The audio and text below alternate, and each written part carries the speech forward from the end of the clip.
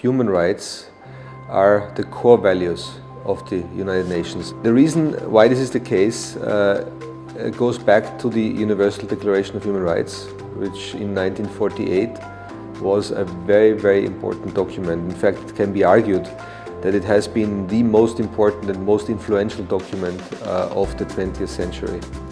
And since then, there were many conventions developed.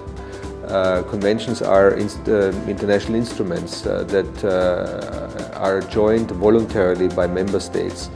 And these instruments have further specified and further explained the content of human rights on the one hand, and have also further specified specific human rights for vulnerable people, such as children, such as women.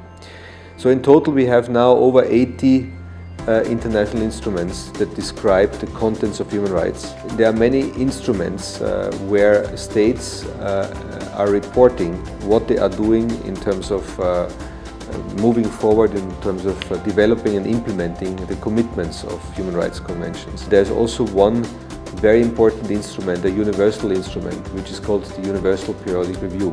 Every member state of the United Nations comes to the Human Rights Council in Geneva and reports every 4 years on what it has done to promote human rights in general, and it does so in front of the world community. And then many of the instruments also have individual complaint mechanisms where people whose rights have been violated can actually appeal to the United Nations for dialogue with the member state to do something about the violation of human rights. Our work here in Uzbekistan is very much influenced also by the commitments that the country has accepted in its last Universal Periodic Review. We are working with the government to help implement some of these core recommendations.